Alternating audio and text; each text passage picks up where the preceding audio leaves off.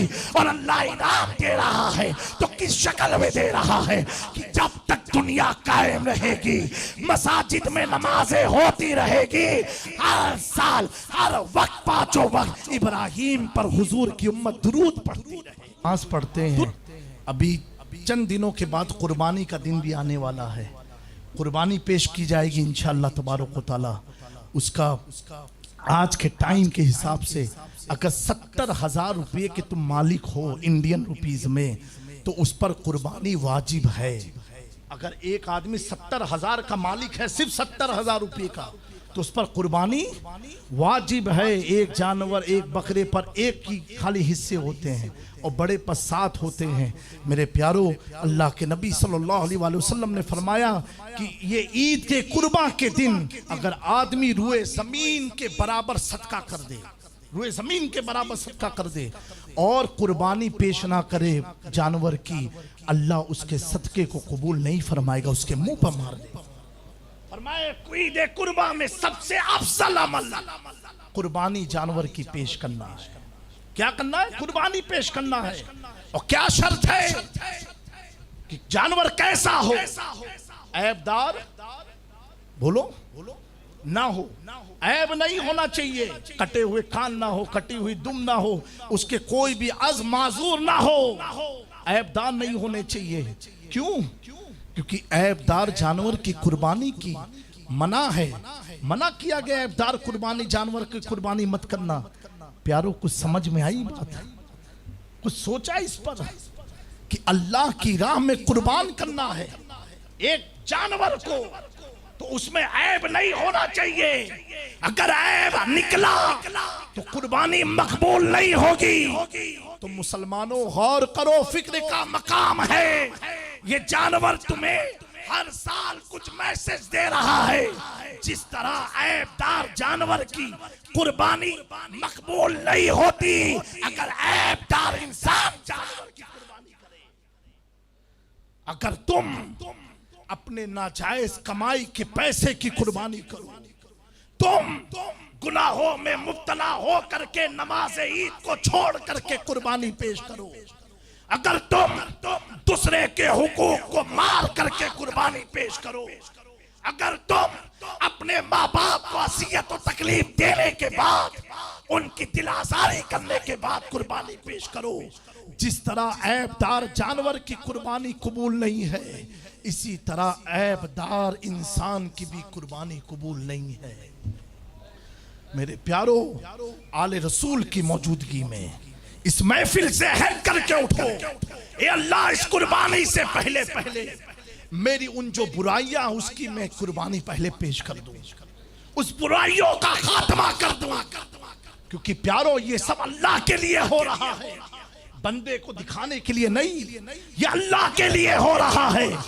اور دوستو، جب آدمی اللہ کے لیے کرتا ہے، اللہ کی رضا کے لیے کرتا ہے، اللہ کے حصول کے لیے کرتا ہے، اللہ کی معرفت کے لیے کرتا ہے، تو جب ابراہیم علیہ السلام اپنی بیوی بچے کو مکہ کے جنگل میں چھوڑ کے جا رہے لگے، حضرت حاجرہ نے پوچھا، اے ابراہیم، اس تنہائی میں کہیں ہمیں کوئی مار نہ دے، یہ جنگل میں تو نہ پانی ہے نہ کھانے کا کوئی سامان.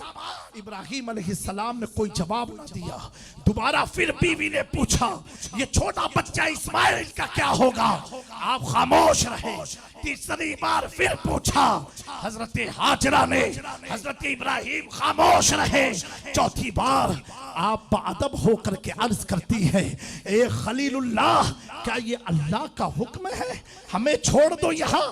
کہا ہاں یہ اللہ کا حکم ہے، اس لیے میں تمہیں یہاں چھوڑ رہا ہوں. تو کہا ٹھیک ہے، جب اللہ کا حکم ہے تو وہی اللہ ہماری حفاظت کرنے والا ہے. وہی اللہ ہماری حفاظت کرنے والا ہے۔ میرے پیارو ابراہیم علیہ السلام چل بسے، کیا ہوا؟ پیدا ہوئے تو ظلم کے شکار ہوئے، ماں نے غار میں چھوڑ دیا۔ ماں کی محبت کا امتحان تھا، لیکن ایک طرف اللہ کی رضا ہے، ایک طرف ماں کی ممتا ہے۔ ماں نے اپنی ممتا کو خدا کی رضا پر قربان کر کے ابراہیم کو ایک پہاڑ کی گاڑ میں چھوڑ دیا۔ جب جوان ہوئے، جب جوانی کا عالم ہوا تو نمرود نے آگ لگوائی اور سالوں سال سے جلائی ہوئی آگ پر ابراہیم کو گزرنے کا حکم ہوتا ہے۔ ابراہیم کیا سوچ رہے؟ اے اللہ، اگر تیری مرضی ہے تو خلیل اس پر چلنے کو تیار ہے، خلیل اس پر چلنے کو تیار ہے۔ صبر و شکر کے ساتھ ابراہیم علیہ السلام اس برسوں کی لگی ہوئی آگ پر اپنا قدم رکھ کے گزر جاتے ہیں۔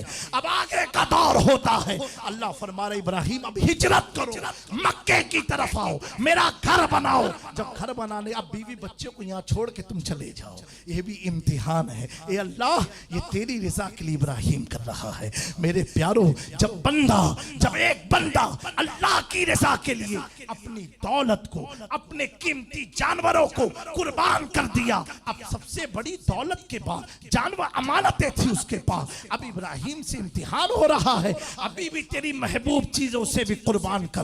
میرے پیارو، ہر سال آپ سنتے ہو اللہ کے نبی حضرت ابراہیم نے اپنے چہیتے بیٹے، اپنے چہیتے نور نزل لگتے جگر کو اللہ کی بارگاہ میں پیش کرنے کے لیے عزم کر لیا، تیاری کے ساتھ چلے گئے۔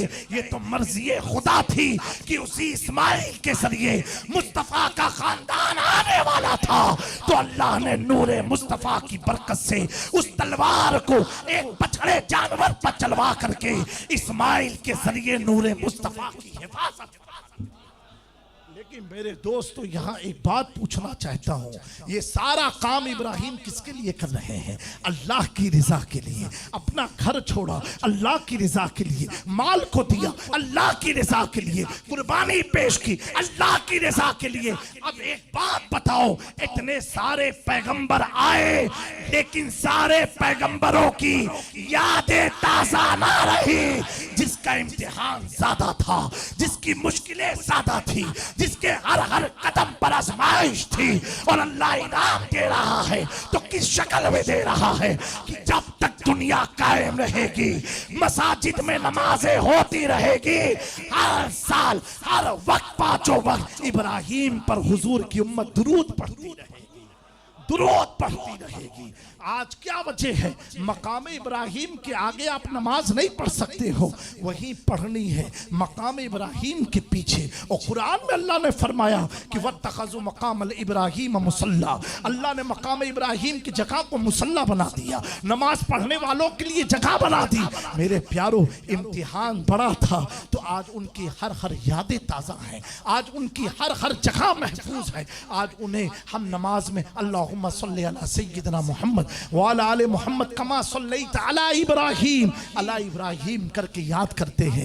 آؤ میرے پیارو،